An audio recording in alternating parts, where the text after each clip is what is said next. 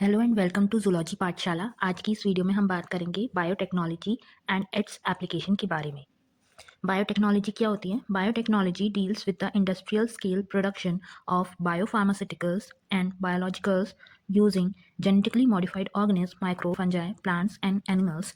वो क्या कह रहे हैं कि जो बायोटेक्नोलॉजी होती है वो किस चीज़ से डील करती है? वो प्रोडक्शन करवाती है किसी भी फार्मास्यूटिकल या फिर बायोलॉजिकल्स का। किसके द्वारा? कोई भी ऑर्गेनिज्म है उसमें जेनेटिकली मॉडिफिकेशन करवा के, जैसे कि हमारे जो माइक्रोब्स हो गए, फंजाई हो गए या फिर प्लांट्स एनिमल्स हो गए, उसमें जेनेटिकली मॉडिफिकेशन करवा करके हमारे बायोफार्मास्यूटिकल्स या फिर कोई भी बायोलॉजिकल प्रोडक्ट जो है उसका प्रोडक्शन हो, तो वो बायोटेक्नोलॉजी कहलाती है। ठीक है।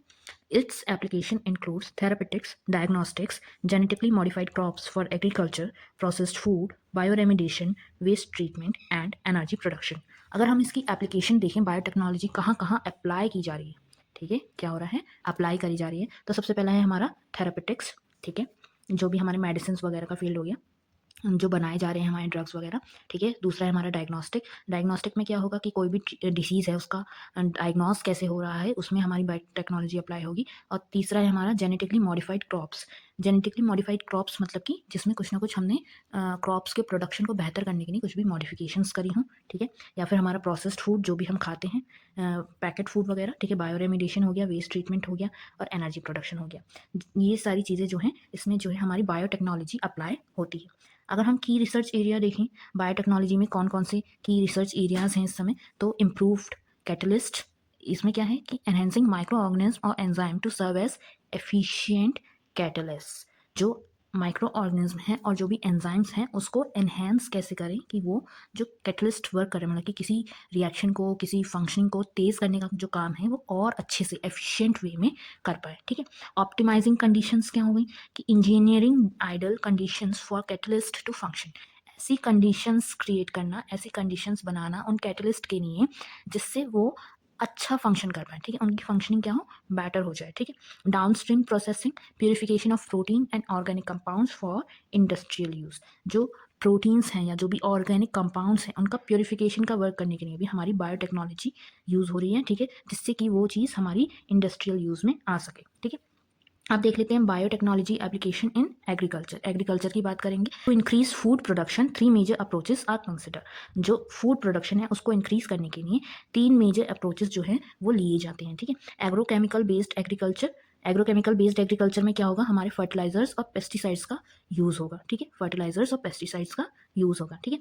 ऑर्गेनिक एग्रीकल्चर में क्या होगा, ऑर्गेनिक एग्रीकल्चर में जो ऑर्गेनिक वर्ड आ रहा है तो हमारी नेचुरल फार्मिंग होगी विदाउट सिंथेटिक केमिकल्स। किसी भी केमिकल्स के यूज़ के बिना जो हमारी नेचुरल फार्मिंग हो रही है वो हमारी ऑर्गेनिक एग्रीकल्चर में आ गई। ठीक है। अब genetically engineered crop based agriculture.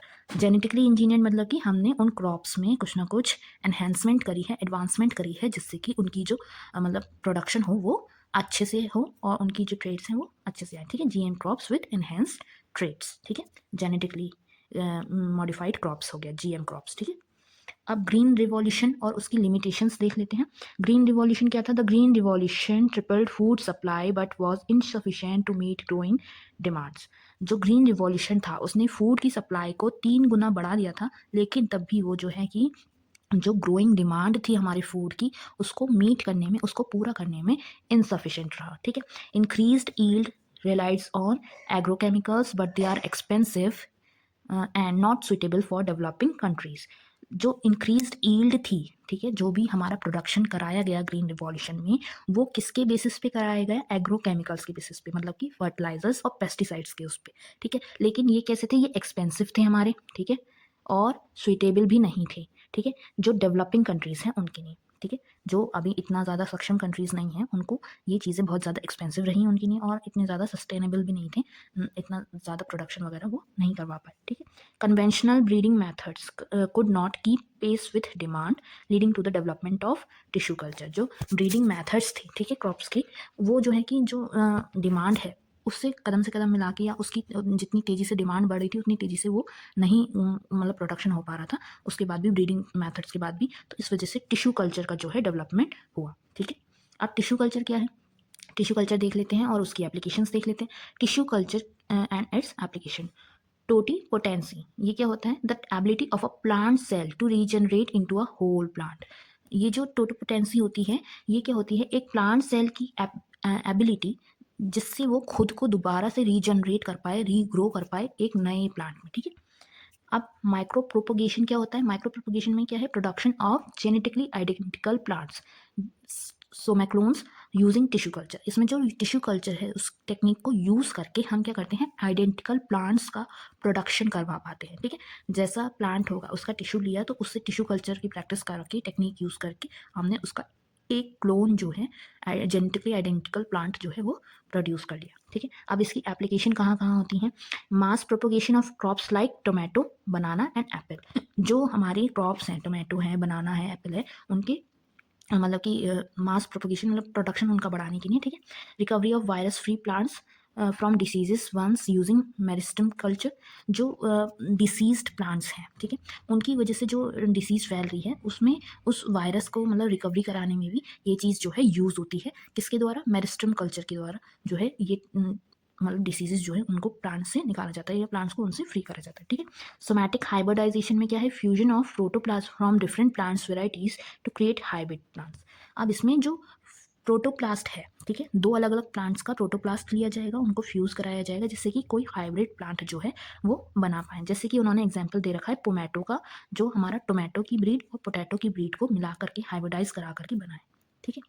Next देख लेते हैं जेनेटिकली मॉडिफाइड ऑर्गेनिज्म क्या होते हैं। GM plants have genes modified for improved traits. जो जेनेटिकली मॉडिफाइड प्लांट्स होते हैं उनमें जो है कि जीन्स होते हैं वो मॉडिफाई क्यों किए जाते हैं? जिससे कि उनकी ट्रेड्स जो है, ठीक है, उन जीन्स की जो ट्रेड्स हैं वो इम्प्रूव हो सके और मॉडिफाई हो सके, ठीक है। एडवांटेजेस क्या है इन क्रॉप्स के? ठीक है, tolerance of abiotic stress. Abiotic stress कुछ भी हो सकता है जो अबायोटिक कॉम्पोनेंट्स उनकी वजह से आ रहा है, जैसे कि कोई कोल्ड हो गया, ड्रॉट का सीजन हो गया, ठीक है, हीट हो गए, सॉल्ट हो गया, एक्सेट्रा कुछ भी हमारा जो एबायोटिक कंपोनेंट्स हैं उनकी वजह से स्ट्रेस जो क्रिएट हो रहा है, उनका टॉलरेंस पावर जो है कि हम बढ़ा सकते हैं ऐसे मॉडिफिकेशंस करके, ठीक है। ऐसे क्रॉप्स में उनका टॉलरेंस पावर ज़्यादा होता है। Reduce dependence on chemical pesticides. जो हमारे केमिकल पेस्टिसाइड्स हैं उन पे ये डिपेंडेंट नहीं रहते, इनके अंदर खुद ही पेस्ट रेसिस्टेंस एबिलिटी होती है, मतलब कि इनमें इतनी जल्दी कीड़ा मकोड़ा जो है कि वो चीज़ नहीं लगती है, ख़राब नहीं होती, ठीक है, इतनी जल्दी से। Lower post harvest losses. जो हार्वेस्ट सीजन होता है जब इनकी कटाई वगैरह होती है तो उसमें जो है कि कम मात्रा में लॉस होता है क्रॉप्स का, जो प्रोडक्शन हुई है, ठीक है, उसमें इतना ज़्यादा ये ख़राब नहीं निकलते। Increased efficiency in mineral usage prevention and soil depletion. जो हमारा सॉइल वगैरह में जो भी मिनरल वगैरह है उसको अच्छे से ये यूज़ कर पाते हैं, ठीक है। और जो हमारे मतलब जितने भी उस मिनरल से मान लो जो प्लांट की ग्रोथ वगैरह हो रही है वो भी और अच्छे से हो पाती है ऐसे उसमें। और ये जो सॉइल है उसको डिप्लीशन होने से प्रिवेंट करते हैं, ठीक है। इन अब फिफ्थ पॉइंट है एनहेंस न्यूट्रिशनल वैल्यू। जो न्यूट्रिशनल वैल्यू है उस ये वो भी बहुत ज़्यादा मात्रा में होती है इनमें। जैसे कि हमारा एग्जांपल दे रखा है golden rice enriched with vitamin A. जो गोल्डन राइस हमारा मॉडिफाइड क्रॉप है, ठीक है, वो बनाया गया तो वो किस चीज़ में? विटामिन ए उसमें बहुत ज़्यादा अच्छी मात्रा में जो है कि पाया गया। अब जेनेटिकली मॉडिफाइड क्रॉप्स होते हैं can also be tailored for industrial use. ये इंडस्ट्रियल यूज़ में भी लाए जाते हैं, ठीक है, जैसे कि स्टार्च या फिर फ्यूल हो गया या फिर फार्मास्यूटिकल जो इंडस्ट्रियल्स होती हैं उसमें, ठीक है। अब पेस्ट रेसिस्टेंट क्रॉप्स और बीटी कॉटन क्या है? ठीक है, बीटी टॉक्सिन। जो बीटी टॉक्सिन है वो क्या होता है? Derived from bacillus thuringiensis. जो ये हमारी बेसिलस थुरिंजिनस स्पीशीज होती है, इससे हमारा बीटी टॉक्सिन मतलब कह लो ये आता है। ये क्या करेगा? किल स्पेसिफिक इंसेक्ट पेस्ट। ये कुछ टाइप के इंसेक्ट पेस्ट को मारने में हमारी मदद करता है। अब ये वर्क कैसे करता है? How it works. BT produces inactive protoxin which when ingested by insects get activated in their alkaline gut। जो इसमें टॉक्सिन्स होते हैं, ठीक है, जो इनएक्टिव फॉर्म में प्रेजेंट रहते हैं, जब इसको कोई इंसेक्ट जो है खा लेता है, ठीक है, इंजेस्ट कर लेता है, तो ये उसकी बॉडी में जाके एक्टिवेट हो जाते हैं उनके अल्कलाइन गट में जब पहुंचते हैं तो, ठीक है, और उसकी वजह से ये उनको मतलब क्या करते हैं? The active toxin binds to gut cells create spores leading to cell lysis and insect deaths. अब ये क्या करेंगे? उनके गट सेल में जाके जब ये एक्टिव हो गए तो ये वहाँ पे इनकी गट सेल से जो है बाइंड हो जाएंगे और पोर्स क्रिएट करना शुरू कर देंगे, जिससे क्या होगा? जो सेल होंगे वहाँ के उसमें मतलब एक तरह से मान लो उसमें प्रॉपर फंक्शनिंग नहीं हो पाएगी, उसका जो पोर्स क्रिएट हुए तो उससे उस इंसेक्ट की जो है डेथ हो जाएगी, ठीक है। एग्जाम्पल्स ऑफ बीटी क्रॉप्स क्या हो गए? BT cotton, BT corn, BT rice, BT tomato, BT potato and BT soybean. ये हमारे बीटी क्रॉप्स हैं, बेसिलस थुरिंजिनेसिस क्रॉप्स हैं, ठीक है। अब इनमें ये सारे जो पेस्ट वगैरह होंगे उनसे लड़ने की क्षमता जो है ज़्यादा मात्रा में होगी, वो इतनी जल्दी से ख़राब नहीं होंगे। Gene variant for paste resistance, जो जीन वेरिएंट्स होते हैं इन पेस्ट रेसिस्टेंस के लिए, वो क्या है, cry IAC and cry IIAB, effective against cotton bollworms. ये किस लिए इफेक्टिव हैं? जो कॉटन में जो कीड़े लग जाते हैं, ठीक है, उनके मतलब उसमें रिस्पॉन्स में ये वर्क करते हैं, वो लगने नहीं देते, ठीक है। और दूसरा क्या है, क्राई IAB, ये क्या करता है, कॉर्न बोरर, जो कॉर्न में जो डिसीज़ वगैरह हो जाती हैं उनको ये कंट्रोल करता है, ठीक है। RNA इंटरफेरेंस क्या होता है पेस्ट रेजिस्टेंस के लिए, तो देखते हैं। RNAi मैकेनिज्म, इस ये कैसा मैकेनिज्म है ये पता कर लेते हैं। A method of gene slicing to defend against pathogen. इसमें क्या होता है, जो जीन्स हैं उनकी स्लाइसिंग की जाती है जिससे कि जो भी पैथोजेंस हैं उनके अगेंस्ट में, मतलब कि ये एक डिफेंस कह लो, वो प्रोवाइड करा सके, ठीक है। अब इसका एप्लीकेशन क्या होता है, use to protect plants from meloidogyne incognita, जो कि रूट नॉट नेमेटोड है, जो कि हमारे टोबैको प्लांट्स में होता है, ठीक है। ये हमारी टोबैको प्लांट्स में होने वाली डिसीज से जो है, जो एक नेमेटोड की वजह से होती है, उससे जो है प्रोटेक्ट करता है। अब इसका प्रोसेस क्या होता है, specific nematode genes introduced via agrobacterium vectors, जो ये ऐसे जीन्स होंगे जो इस नेमेटोइड में पाए जाने वाले होंगे, वो हमारे एग्रोबैक्टीरियम वेक्टर्स के द्वारा जो है इंट्रोड्यूस कराए जाते हैं ऐसे प्लांट्स में, ठीक है। The plants produces both sense and anti sense RNA, जो प्लांट होगा वो क्या करेगा, सेंस और एंटी सेंस RNA दोनों टाइप के RNA प्रोड्यूस करेगा, फिर क्या करेगा, फॉर्मिंग डबल स्ट्रैंडेड RNA। अब इससे ये एक डबल स्ट्रैंडेड RNA बना लेगा जिसे हम DsRNA बोलते हैं, ठीक है। DsRNA क्या करेगा, DsRNA triggers RNAi slicing nematode specific mRNA leading to nematode death.